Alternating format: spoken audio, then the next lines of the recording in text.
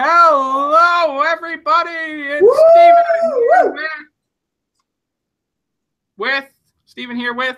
Oh, Aaron Bradlicky, that guy. You know Yes, him. I know that him. guy. I mean, you might not know him, but I know him because he's me. So I And hope I that I mean, know him. you would want to know him, and you will love to get to know him in these channels, episodes, thingies. You get what I'm saying? All right. So today we are doing our most popular topic ever, the once again. Woo! So today's theme, I guess you could say, is all about video games. So our first question is what new video game do you want to play the most? Aaron? Okay, so video games for me have changed from when I was a kid. When I was a kid, I would play games and play games and play games, and that's kind of changed for me recently because I found like other passions, and so because of that, I don't have as much time to devote to games. So most of my gaming has become more multiplayer oriented and centered. But there is one, well, there's one series in particular that does not have a multiplayer element virtually at all. But what it does have is a great opportunity to discuss your adventures with the people around you. And that is the reason why I am so stoked for not only the Nintendo Switch, but also The Legend of Zelda Breath of the Wild. So I am stoked about what little I have seen about this game. I've been trying to avoid spoilers like the plague. Early on, like 2 years ago, or no, last summer, I gave into the temptation and watched a little bit of gameplay. But to be able to explore and to go wherever you want is so exciting. I mean, for me, that's the reason why I play video games, besides being able to socialize with people, is being able to explore within the worlds that the people have made. And so being able to explore a broken, shattered Hyrule and being able to go wherever you want. You can go to that mountain. You can go to that ocean. You can go to those ruins without being limited. That is so tantalizing for me. And so I am super stoked to be able to explore and to be able to see why on earth Hyrule is in the state that it's in. It is going to be a great game. The Switch is going to be a great console, and I am super excited to become Link once again and explore the Breath of the Wild. Ooh, such a good intro. Oh, that's so good. I, too, find that fascinating. I don't plan on getting the Switch anytime soon, but I was very intrigued on that game, and that game would probably be the game that I would say would draw me to getting the Switch. Yeah. So, I gotta say, totally. looks pretty awesome. Okay, so the new video game that I want to play the most, that's come out, actually had a very negative start, I guess. There's a lot of potential with this game, and it totally crashed and burned. But finally, the devs are working on it. They're improving it and dramatically. And I might get some heat from this in the future of video gamer peoples, but I still think that the game by Hello Games called No Man's Sky has some awesome potential. I knew you were going to say that one. I knew it. Okay, tell me why. Tell me why, Steven. So the reason I want to play that game is just because, same fact as you get to explore all these places. So, of course, they said a lot of things that wasn't in the initial release of the game, and they made a lot of people angry. So now they have to kind of fix those problems, and they're going to be working at that for a while. I don't plan on getting the game for a while, but because I don't have anything that can play it currently. But when I do get that system and I do get that potential to get the game, I think they'll finally solve all the problems. They're working very hard. I can tell that. I wish they communicated better, and there's things that they could improve on. But I'm still very intrigued in world building. And if you know anything about me and the stories I write, everything that I like in life, like I love the world. The world fascinates me, and just how it all kind of fits together, how the gears all turn, and how it all just meshes together as awesome as it does. That's what I'm excited about, and that's why I've always been super pumped about that game. So that's probably the new video game that I would want to play the most right now. That would probably surprise a lot of people. Gotta say. Yeah. But at the same time, it's like, yeah, there's a lot of negative stuff that went around with that game. But I think the vision, if it can be lived up to even in the tiniest glimpse, even if it's not as soon as it should have been realized, I think No Man's Sky has the potential to become something truly beautiful.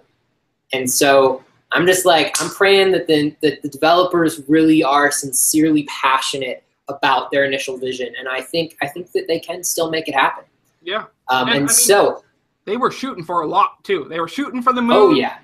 And they got an asteroid. So yeah. All right, the next topic, Aaron, what is that about? Well, and speaking of developing games and what they could do for their game in the future, if we were going to make a game for ourselves, which, fun fact, I've delved into a little bit myself, but if we were to hypothetically make a game, what would it be about? What genre would it be? What would it entail? What would the story be about? What's a general overview of the kind of game that we would make? Steven, if you were to make a video game right now, what would it be about? Okay, so if I could and had the ability to make a video game, the genre that really excites me the most is the fantasy genre.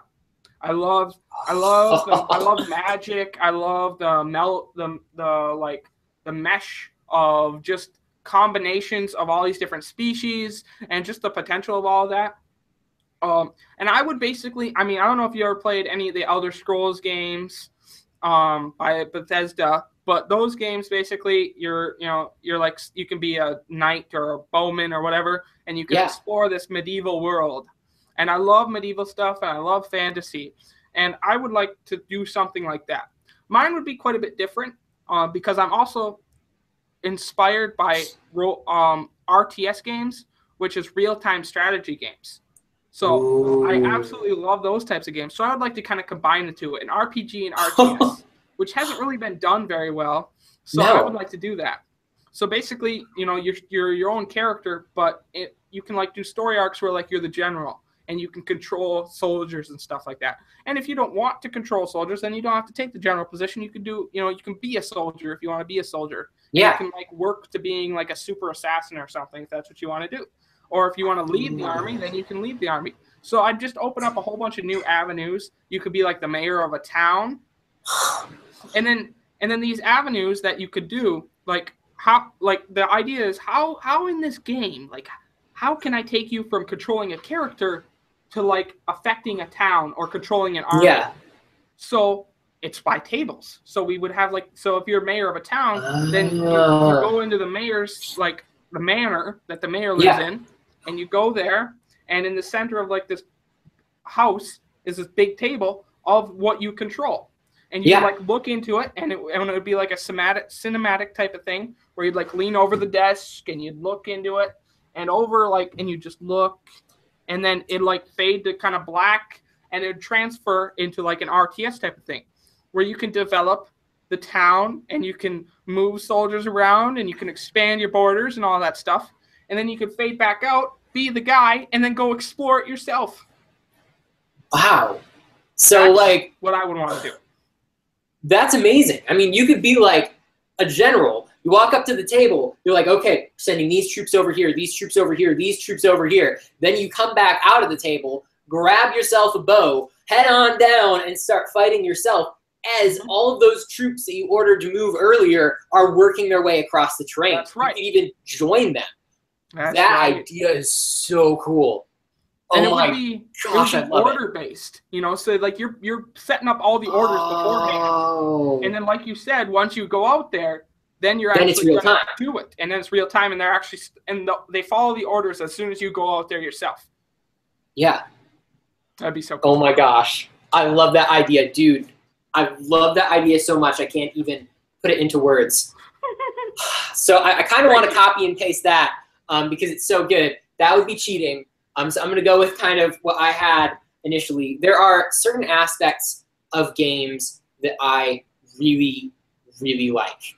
I love games that have permanent consequences, games that allow you to explore, and games where there's a lot of story. Now, when I say story, I'm not necessarily talking about like a big linear story, though some games have done that well. I've never played it, but The Last of Us, I've heard, is really great in terms of like a singular story. But I like games where there's a lot of history, like where a lot of the story comes from the world and the world building. So like the logs that you could find in Metroid Prime, like where you could just learn the history of this world. I love that.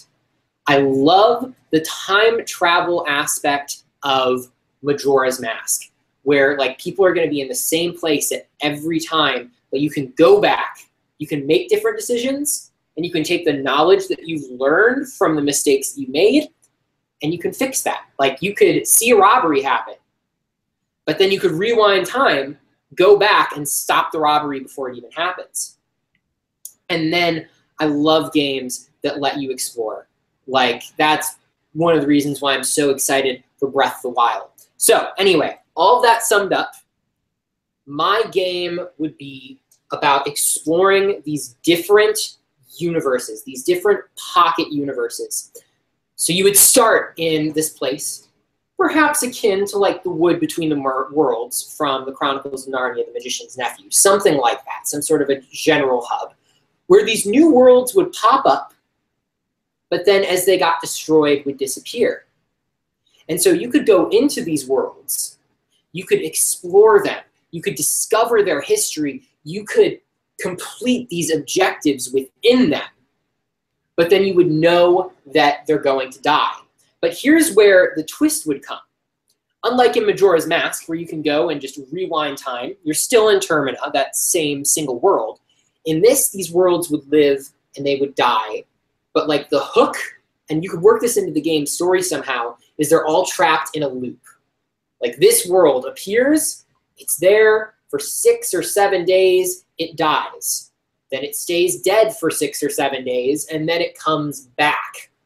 And so you want to go into these worlds, explore them, complete objectives, learn about the history of the area, but also perhaps further some sort of a main story. And then you'd want to get out before that world's apocalypse destroys you. Whatever it is, maybe one world gets swallowed up by a black hole, another one gets taken over by aliens or dark elves or whatever you want to do, something like that. And I think that that type of game would be really fun. It would likely be probably a third-person adventure, something kind of combining like the explorative nature and cool items from The Legend of Zelda with maybe a bit more parkour, agile movement. So that's kind of how I would envision the game. Wow. Wow, that sounds so awesome. I would play that game, I tell you. I would play your game. Oh, thank you. Okay. So that is, oh man, oh, that's so cool. That's so cool. Oh.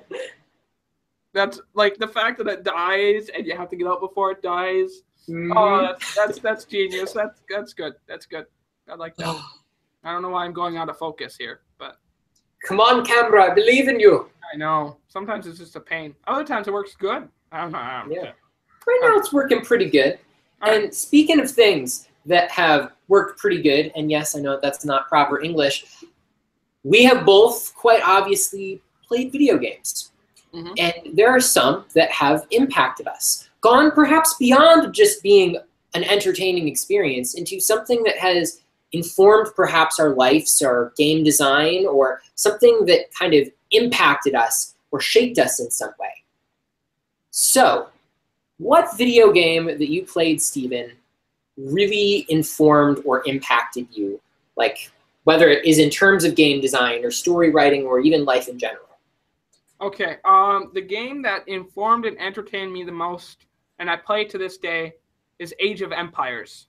Ooh. So I don't know if you've heard of this game, but this game is a medieval setting, and basically what you do is you would take over these, different empires. So you'd take over, Greek, and you deal with Greek mythology in one storyline, mm-hmm. or you deal with Norse mythology, or whatever. Egyptian mythology, and that was the whole Age of Empires mythology setup, which is awesome.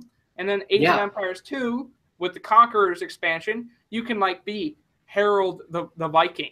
You could be, I mean, a samurai from Japan. You could be just William the Conqueror. You could be all these characters and lead through their stories, go through their battles, and experience their history as you're commanding their soldiers and stuff like that. So a lot of it's like you build soldiers and you deal with the economy and all that stuff. And that really, it inspired me to love history. Like, that game drew me into the topic that I wasn't really into and made it a topic that I absolutely love. To this day, history is my favorite category of subjects that I like to learn about every single day, and I can pretty much attest all of that to Age of Empires inspiring me and just drawing me into that world. Wow. Dude, that is so cool. Like, I love that. I love that you have this love of history that came about just from this little game that you play that happened to be pretty fun. And it's a blast. And I mean, the whole process, the development of those games, and really like you get to create your own stories and all that stuff. Yeah. Super duper fun and super duper exciting. And I absolutely very much enjoyed the whole experience.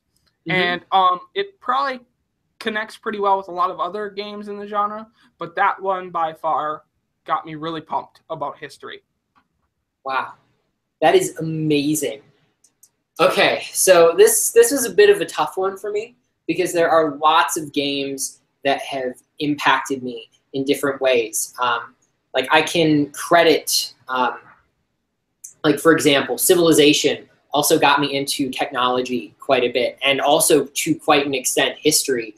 I actually wrote a paper based on some stuff that interested me about Rome that I read in Sid Meier's Civilization 3's Civilopedia. There are games that have impacted me in terms of like making a world feel believable. The Legend of Zelda Twilight Princess and the history surrounding that world just still impacts me to this day. Even though it's not necessarily like the best example of that, for me it blew my mind at the time. But a game that has really impacted me in terms of not only how like I like to approach life and like have an outlook on life, but also in terms of like creative game design is Pokemon. And so I'm not picking any particular Pokemon game here because it's more the general concepts that flow between them. So in Pokemon, you've got these great single-player adventures. You know, you choose your starter, you go out, you beat the gyms, you take down a terrorist organization that varies in terms of evilness versus trying to make the world better in the wrong ways. And then you go, you beat the Elite Four, you beat the champion, you make friends along the way, you catch monsters, but that's not it. That's not all that there is. Pokemon does not just stop at being a little single-player adventure, though the single-player adventures are very fun. What really intrigues me about Pokemon's game design is that they're built to get you trading with other people, to get you battling with other people. So you're not just strengthening yourself by getting level-ups and making your Pokemon stronger. When you battle with other real humans, you don't get experience. But humans know how to battle better than computers do. And they might have stronger Pokemon than you do. And so, to really be able to get all there is to get out of Pokemon, you have to get outside of your comfort zone. You have to go to people. You have to be willing to trade with them, to battle with them. The 2-version or 3-version Pokemon thing, it isn't to get you to buy 2 versions and earn twice the money. Though some people do that, and if you want to, that's fine. But when you buy one, it gets you to get out there and to interact with other people, especially those who don't have your version. And I think that there's something truly beautiful about that. That Pokemon doesn't just stop at this really cool single-player experience, but that it gets you interacting with people, and you're training and becoming better alongside each other.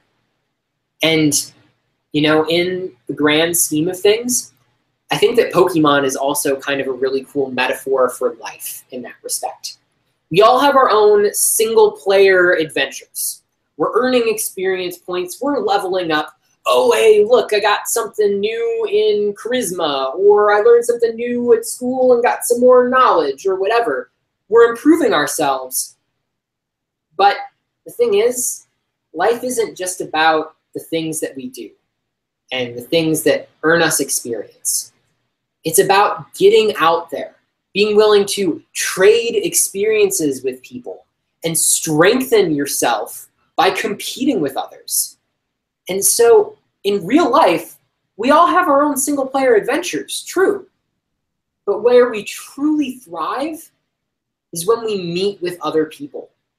And I think that Pokemon is a great example of that. And so that is why Pokemon has informed me deeply. It is one of my favorite game franchises ever.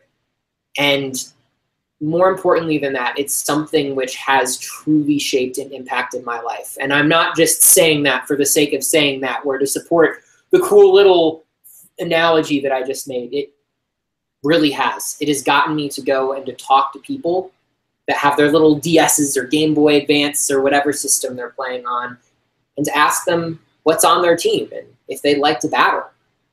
And it's incredible. Pokemon is incredible. And living life alongside other humans, trading experiences with them, that is incredible. Well, I don't know where you live, but I live alongside other Kryptonians.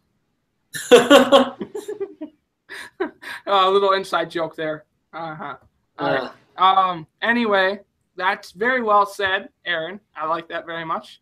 I can agree. The Pokemon world, it's just got that flair, man. It's got that flair that hardly any other game can say. And not just that, but it's a very social game. I mean, it's another one of the very few games that you can go up to pretty much anybody who plays video games and say, hey, how many Pokemon games have you played? You know, hey, what's your favorite Pokemon? Hey, you know, you can do that with Pokemon. It's very rare that you can do that with anything else. Yeah, truly. That's very good, very good. I enjoyed that very much, Aaron. Good job. Yeah. Well, thank you, and good job for you too. A round of applause. Oh man! Oh, I like that. I like that. Oh, well, this has been a blast, but Indeed it I think our time is up. 'Tis true. 'Tis true. Well, thank you so much for your awesome insights into Age of Empires and the exciting games coming out in the future and your awesome RTS RPG crossover. Oh, that would be so much fun. And thank you for your universe exploration explosion stuff. Ah! Like, I'm going to explode, I tell you.